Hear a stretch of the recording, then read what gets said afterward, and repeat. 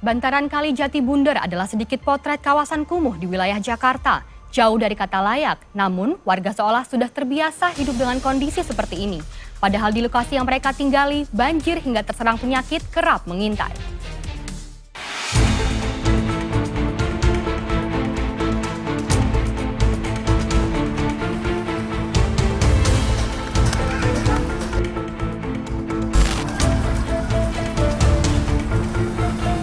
Aroma tak sedap menyergap begitu kaki melangkah memasuki Jalan Jatibunder dalam Tanah Abang, Jakarta Pusat. Dari jembatan kecil di kampung itu, terlihat berderet rumah-rumah tingkat semi permanen berimpitan di sepanjang sungai selebar kurang lebih 2,5 meter.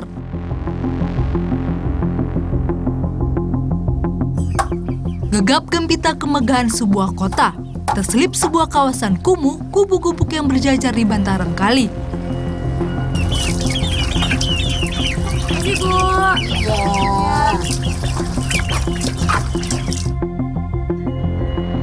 Bukan hanya di pinggir kali, pemukiman di sini bahkan di atas kali.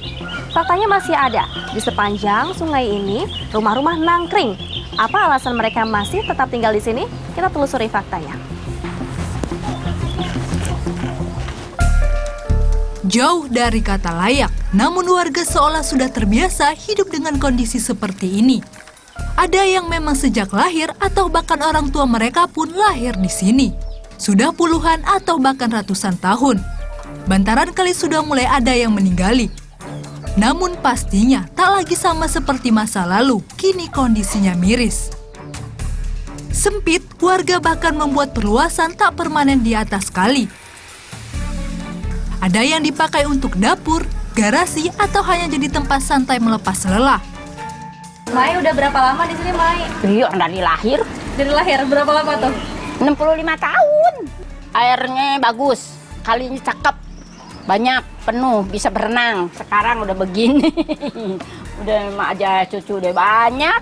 Dulu airnya banyak, Neng, tinggi. Kalau sekarang ini sampah melulu. Gitu. Mai nggak takut? Ini kan kursinya Enggak. ditahan apa ini? Pakai apa ini? Kayu lah, kayu, Neng tuh. Pernah ada kejadian jatuh nggak? Ada ponakan di sini nung pas itu tuh. Ini udah rusak nih Neng. Udah, pernah udah. Tapi nggak was-was sekarang? Tapi enggak sih, enggak kenapa-napa, enggak berdarah, enggak kenapa-napa. Nyebur aja? Begitu nih, udah jatuh ke kali. Terus sekarang ada batu-batu, makanya juga kalau jatuh nih sekarang mah takut. Di Kali Jatibunder dari aliran air Sungai Krukut, tampak sampah plastik mendominasi.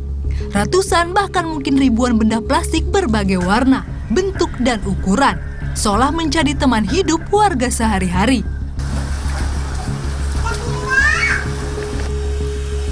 Apalagi anak-anak kerap bermain di sekitar sungai yang airnya tak lagi mengalir, berwarna hitam pekat dan berbau tak sedap.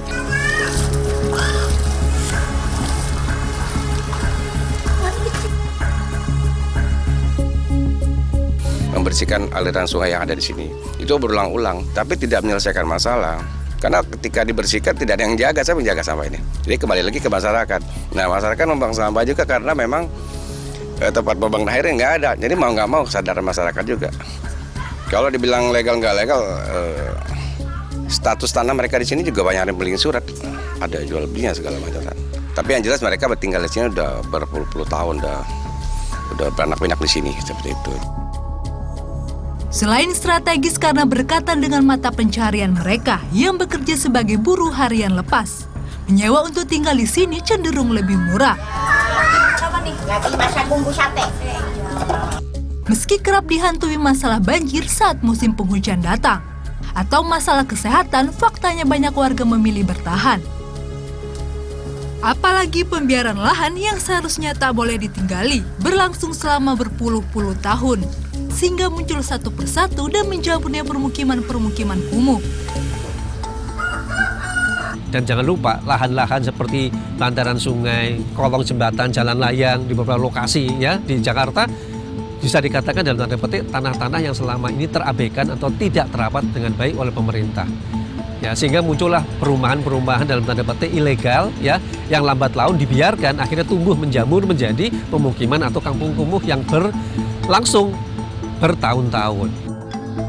Permasalahan ini jelas bukan masalah pemerintah daerah saja, melainkan juga tanggung jawab pemerintah pusat.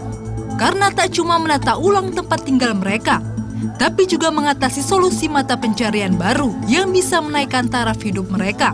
Perlunya ada kerjasama pemerintah pusat dan pemerintah asal daerah.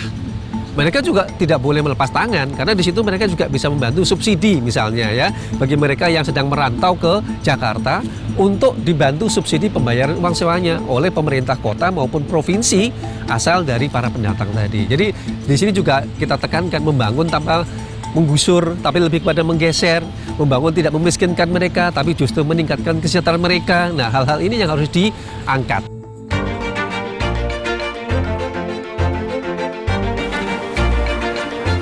Meski baunya sangat menyengat pun tak kantongi izin, rumah-rumah di bantaran kali di Jakarta rupanya masih jadi favorit masyarakat yang berada di bawah garis kemiskinan.